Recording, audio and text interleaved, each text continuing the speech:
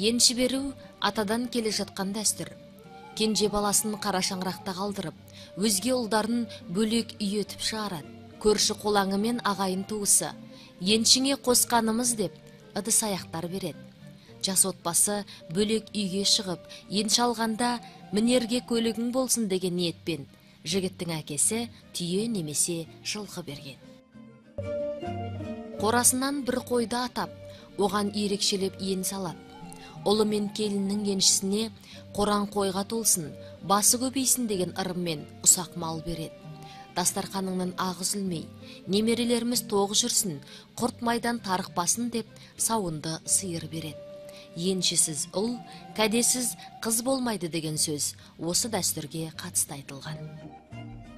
Енші алатын жастардың құрметіне арнайы мал сойылып, дастарқан жайылады. Ауыл әжелері көз майын тауысып тіккен құрақ, сырмақ секілді бұйымдарын келінге ұсынады.